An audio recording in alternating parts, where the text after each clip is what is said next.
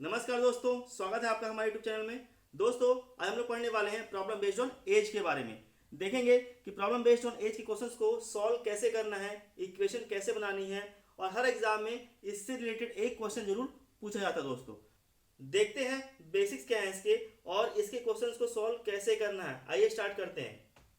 तो हमारा पहला क्वेश्चन है, a father is 3 times as old as son, after 15 years the father will be twice as old as his son's age at that time, hence the father present age is.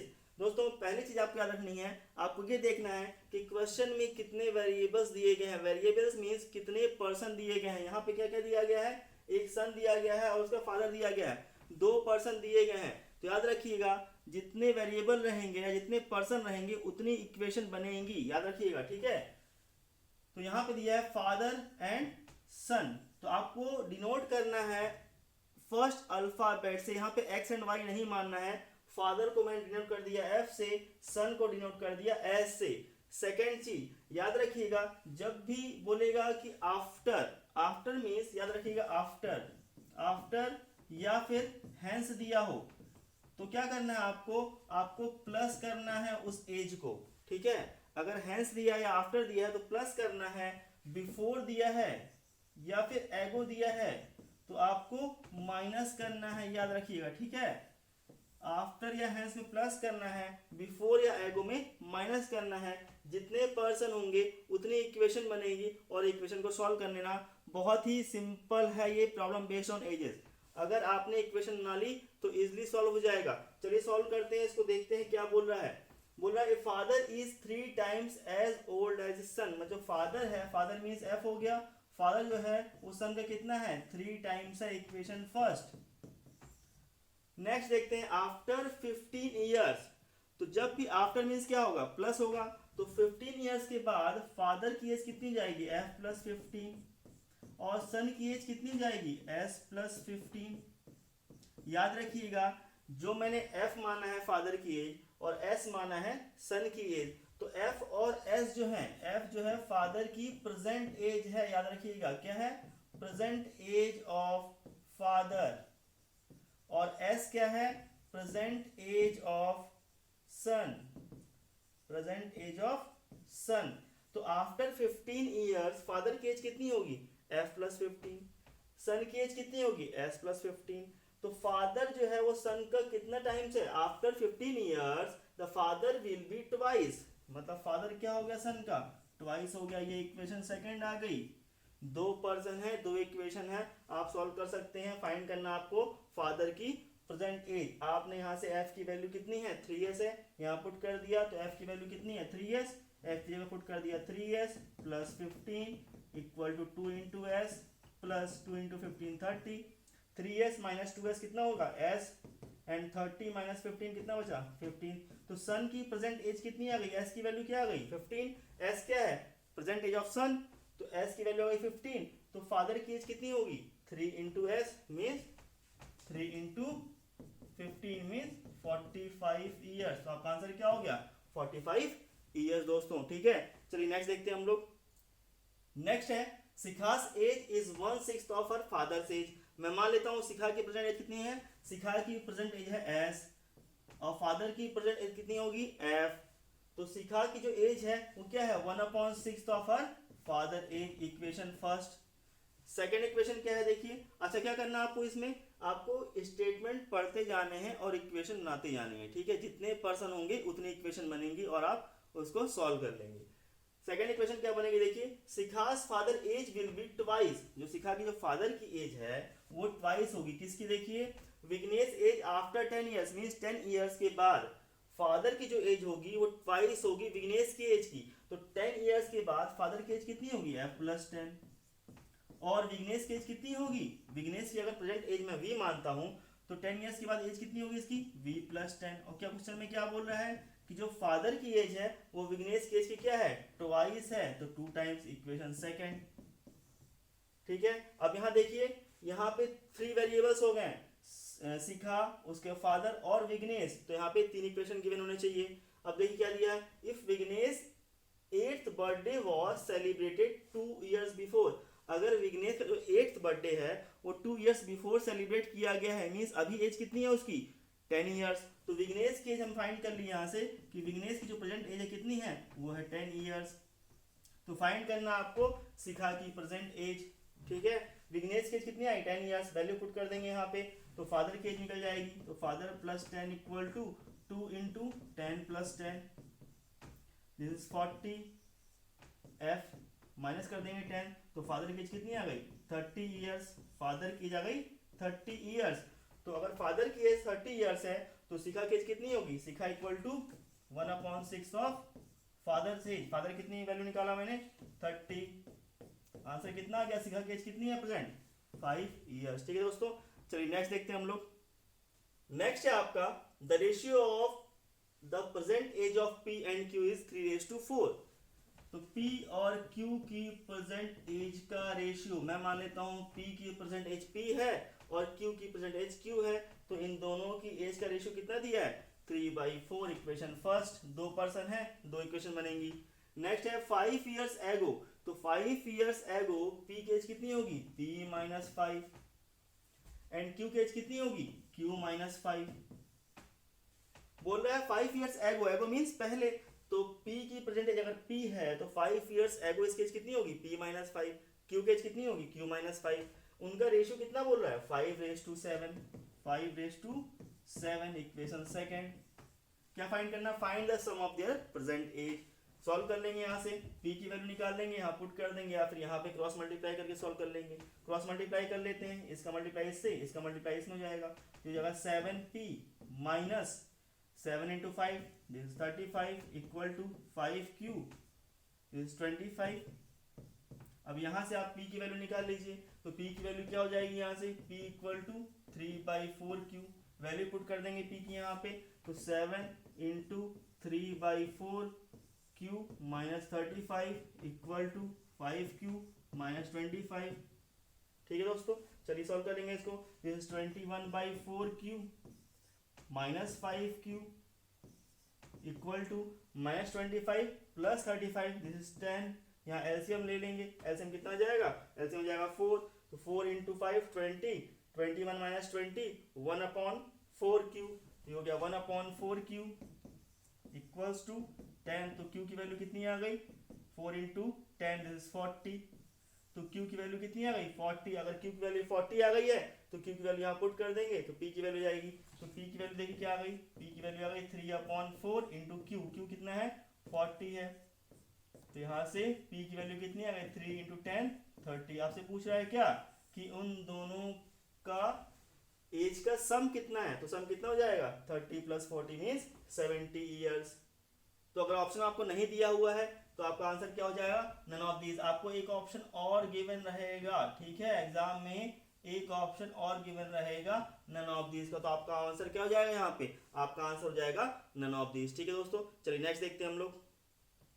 Next है आपका the ratio of the present age of Mala and Kala is 4:3।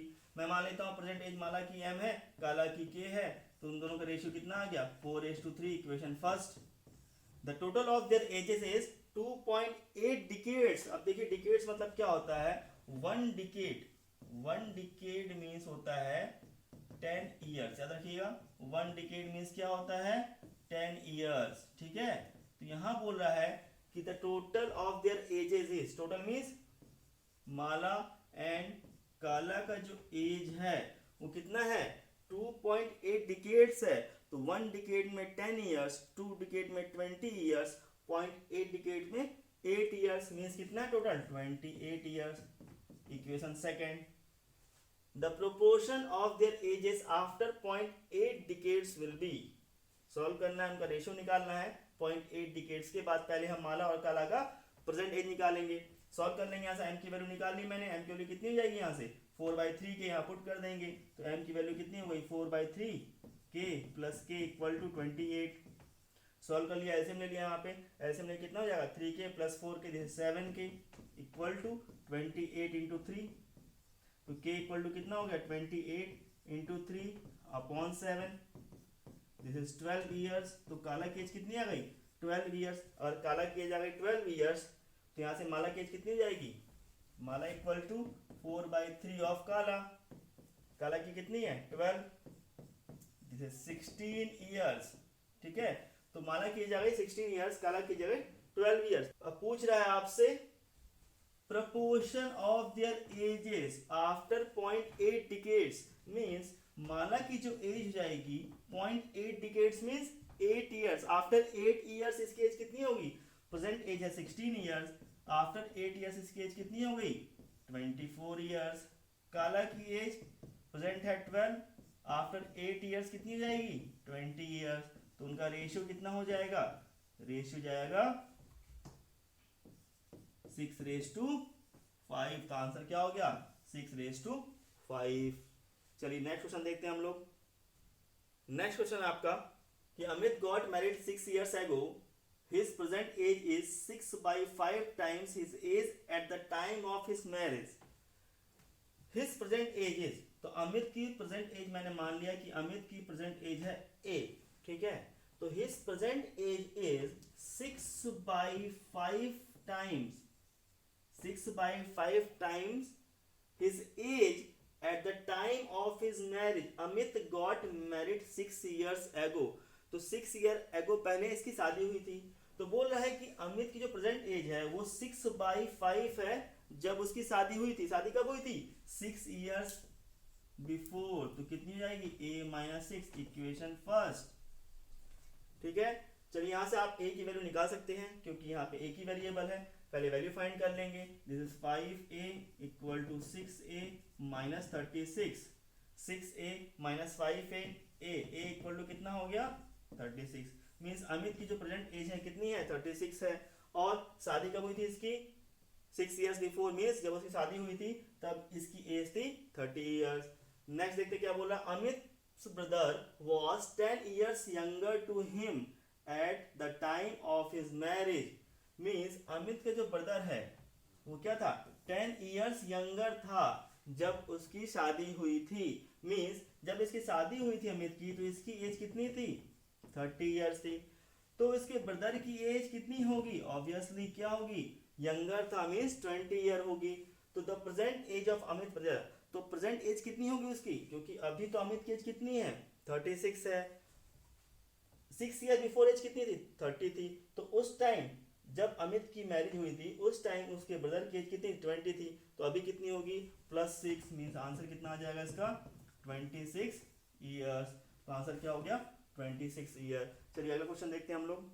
Next है आपका if 5 years are subtracted from the present age of Kunal, means Kunal की present as मैंने मान लिया के है। अगर 5 ईयर इसमें सब्ट्रैक्ट कर दूं and the remainder is divided by 20, अब जो बचा है उसमें मैं 20 डिवाइड कर दूं, then the present age of his grandson Yuvraj is obtained. Means इसकी वैल्यू किसके इक्वल होगी? युवराज के इक्वल होगी, इक्वेशन फर्स्ट। नेक्स्ट देखते हैं if Yuvraj is 2 years younger to Bhola, means जो युवराज है वो 2 years से क्या है younger to Bhola. Bhola whose age is 5 years, Bhola की एज क्या है 5 years है। भोला की एज है 5 year। तो युवराज की एज कितनी हो जाएगी? क्योंकि युवराज क्या है, युवराज जो है वो 2 years यंगर है। यंगर मींस इसकी एज युवराज की कितनी होगी 3 years होगी। आपसे पूछ रहा है then what is the age of Kunal. y की वैल्यू आ गई, y की वैल्यू यहाँ पुट कर देंगे, कुणाल की एज आ जाएगी। ठीक है, चलिए सॉल्व कर लेंगे। तो k - 5/20 इक्वल्स टू y की वैल्यू दी है 3, k equal to 20 into 3 60 and 60 + 5, answer कितना आ गया 65। कुणाल की कितनी है 65 ईयर्स है। ठीक है दोस्तों, तो बहुत ही सिंपल रहता है एज की प्रॉब्लम्स। अगर आपने स्टेटमेंट पढ़ के आपने इक्वेशन बना ली है तो आपका आंसर आराम से आ जाएगा। ठीक है, चलिए नेक्स्ट क्वेश्चन देखते हैं हम लोग। नेक्स्ट है आपका 5 years ago the sum of my age and my mother's age was equal to my father's age। मैं मान लेता हूं कि मेरी प्रेजेंट एज कितनी है I है और मदर की प्रेजेंट एज कितनी है मैंने मान लिया M है और फादर की प्रेजेंट एज मान ली मैंने F है। ठीक है, तो 5 years ago मेरी एज कितनी होगी I - 5, मदर की एज कितनी होगी M - 5। क्वेश्चन में क्या बोल रहा है कि 5 years ago मेरी एज और मेरी मदर की एज जो सम है वो फादर की एज के इक्वल है, इक्वेशन फर्स्ट। सेकंड इक्वेशन देखिए if my father is 6 years elder than my mother, मेरे जो फादर हैं वो मदर से 6 इयर्स बड़े हैं, इक्वेशन सेकेंड। तो फाइंड माई प्रेजेंट एज। तो दोस्तों यहाँ देखिए दो इक्वेशन बन रही हैं, ठीक है। वेरिएबल कितने हैं यहाँ पे, 3, आई, एम एंड एफ। तो मैंने बताया आप लोगों को कि अगर 3 वेरिएबल्स दिए हैं तो 3 इक्वेशंस बननी चाहिए, या फिर किसी एक की वैल्यू गिवन रहनी चाहिए क्वेश्चन में, तभी क्वेश्चन सॉल्व होगा। यहाँ पर आप क्वेश्चन को सॉल्व नहीं कर सकते, ठीक है। तो यहाँ पे आंसर आपको क्या हो जाएगा, नन ऑफ दीज, या फिर कैन नॉट बी डिटरमाइंड एक ऑप्शन रहेगा। तो आप क्या कर देंगे, कैन नॉट बी डिटरमाइंड, क्योंकि यहाँ पे 3 वेरिएबल्स हैं, 2 इक्वेशन है, आप सॉल्व नहीं कर सकते। यहाँ पे आप f की वैल्यू यहाँ पुट करेंगे तो ये इक्वेशन बन जाएगी m और i में जाएगी, किसी भी वैल्यू का आपको एक पर्टिकुलर सॉल्यूशन नहीं निकलेगा, ठीक है। तो याद रखिएगा जितने वेरिएबल हैं उतनी इक्वेशन बनेंगी, तभी इक्वेशन सॉल्व होगी, ठीक है। तो इसका आंसर क्या हो जाएगा, कैन नॉट बी डिटरमाइंड। चलिए नेक्स्ट क्वेश्चन देखते हैं हम लोग। नेक्स्ट है आपका, a boy said to his friend, when I was born my father was as old as I am now, if the father age will be 60 years after 6 years, find the son's present age. अब ये थोड़ा logical question है, ठीक है। Logical means देखिए यहाँ पे, तो father's age will be 60 years after 6 years, mean जो फादर की जो प्रेजेंट एज कितनी होगी, 60 years माइनस 6, मीन जो फादर की प्रेजेंट एज कितनी है, वो है 54 years, ठीक है। तो फादर की प्रेजेंट एज है 54 ईयर, फाइंड करना है, find the son's present age. अब यहाँ देखिए क्या दिया गया है, when I was born my father was as old as I am now, means आप लोग क्या करना है इसमें, ये थोड़ा लॉजिकल क्वेश्चन है, आपको डायरेक्टली क्या करते हैं, डिवाइड कर देना है 2 से इसको, तो आंसर कितना आ जाएगा 27 ईयर्स, मींस उसके सन की जो एज है कितनी है, 27 ईयर्स है। देखिए जब वो पैदा हुआ उसकी एज मैं मान लेता हूँ 0, तो उसके फादर कितने होंगे, वो 27 ईयर्स के होंगे। अब वो जब 27 ईयर्स का हुआ है तो फादर की एज तो 20 ईयर्स एक्स्ट्रा हो जाएगी, मींस ऐड हो जाएगी ना, तो फादर की एज कितनी हो गई, 54 ईयर्स। तो आप लोगों को अगर इस टाइप क्वेश्चन आए तो डायरेक्टली क्या करना है, आपको 2 से डिवाइड कर देना है, तो आपको सन की एज मिल जाएगी, ठीक है। समझ गए इसको। चलिए नेक्स्ट देखते हैं हम लोग। नेक्स्ट है आपका, a father's age 2.5 times more than his son's age. तो जो फादर है, फादर की प्रेजेंट एज कितनी हो गई, एफ, सन की प्रेजेंट एज कितनी हो गई, एस। तो बोला फादर इज 2.5 times मोर। आप समझिएगा यहाँ पे कि मोर का मतलब क्या है, अगर यहाँ बोलता 2.5 times, तो 2.5 times मीन्स क्या होता है, 2.5 times of son age, equation first. लेकिन यहाँ क्वेश्चन में बोला है 2.5 times मोर, तो जब भी क्वेश्चन में आपसे मोर आए तो क्या करना है आपको, 2.5 times मीन्स आपको 2.5 times of s plus s करना है, मीन्स एक्चुअल में 3.5 times करना है, ठीक है। क्या करना है आपको, 3.5 times करना है, ठीक। अगर 2.5 times बोल रहा है तो 3.5 times करना है, 3.5 बोलेगा मतलब मीन्स आपको +1 कर देना है उसमें, ठीक है। जब भी आपको क्वेश्चन में मोर दिखेगा तो आपको 1 प्लस कर देना है। तो आपका इक्वेशन क्या बन गई, father is 3.5 times of his son's age, equation first. Second क्या बोल रहा है, 5 years ago he was 6 times the age of his son। तो 5 years ago फादर की एज कितनी होगी, f-5, और सन की एज कितनी होगी, s-5, ठीक है। बोल रहा है कितना है, he was 6 times, ये इसका 6 times होगा, इक्वेशन सेकंड। सॉल्व कर लेंगे यहाँ पे, f की वैल्यू कितनी है, f की वैल्यू है यहाँ से 3/1 मीन्स 7/2, f की वैल्यू पुट कर देंगे 7/2s minus 5 equals to 6s minus 30, यहाँ से माइनस कर देंगे 7/2s minus 6s equal to minus 30 plus 5, यहाँ सॉल्व कर लेंगे, दिस इज 12 माइनस 7 कितना जाएगा, -5, तो -5/2s equals to -25, minus minus cancel हो जाएगा, 2 से मल्टीप्लाई कर देंगे यहाँ पे और 5 से डिवाइड कर देंगे, तो सन की एज कितनी हो जाएगी, 25 × 2/5, सन की एज कितनी आ गई, 10 years। आपसे पूछ क्या रहा है, find the father's present age. तो फादर कितना है, 3.5 times of son's age, son की एज आपने निकाल ली 10 years, तो फादर क्या हो जाएगा, फादर हो जाएगा 7/2 ऑफ हिज सन्स एज। तो आंसर कितना आ गया यहाँ पे, 35 ईयर्स। आपका आंसर क्या हो गया 35 ईयर्स दोस्तों। ठीक है, चलिए नेक्स्ट क्वेश्चन देखते हैं हम लोग। नेक्स्ट है आपका the sum of the ages of 5 childrens born at the interval of 3 years each is 50 years. What is the age of the youngest child? बहुत सिंपल क्वेश्चन है। The sum of the ages of 5 children born at the interval of 3 years. तो मैं मान लेता हूँ कि जो first child है उसकी प्रेजेंट एज कितनी है x है, तो नेक्स्ट चाइल्ड जो होगा उसकी एज कितनी होगी 3 years ज़्यादा होगी, मीन्स x प्लस 3।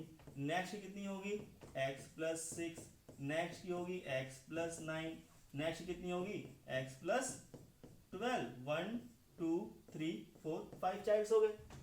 इन सभी के बीच में डिफरेंस कितने कितने ईयर्स का है 3 ईयर्स का है। तो इन सब का जो सम है एज का वो कितना है, वो है 50 ईयर्स। आपको फाइंड करना है कि जो यंगेस्ट चाइल्ड मीन्स आपको x की वैल्यू फाइंड करनी है। सॉल्व कर लेंगे इसको, टोटल 5 चिल्ड्रंस हैं मीन्स 5x हो जाएगा ये 5x प्लस 30 इक्वल टू 50। तो x इक्वल टू क्या हो गया 50 माइनस 30 20 अपॉन 5, x की वैल्यू कितनी आ गई 4 ईयर्स। तो आपका आंसर क्या हो गया 4 ईयर्स। ठीक है दोस्तों, तो दोस्तों हमने आज सॉल्व किया प्रॉब्लम बेस्ड ऑन एज के क्वेश्चंस जो एग्जाम्स में पूछे जा चुके हैं। आपने आज क्या सीखा कि स्टेटमेंट को पढ़ने के साथ साथ इक्वेशंस को कैसे बनाना है और वैल्यूज को कैसे पुट करके आपको आंसर निकले के आना है। ठीक है, और चेक करना जरूर कि क्या जो क्वेश्चन दिया गया है उसमें जो वेरिएबल्स दिए गए हैं उतनी इक्वेशन बन रही हैं या फिर नहीं बन रही हैं। ठीक है दोस्तों, तो उम्मीद करता हूं कि आपको मेरा वीडियो पसंद आया होगा। अगर पसंद आया है तो प्लीज़ हमारे चैनल को लाइक करिए, शेयर करिए एंड सब्सक्राइब जरूर करिए। Thank you.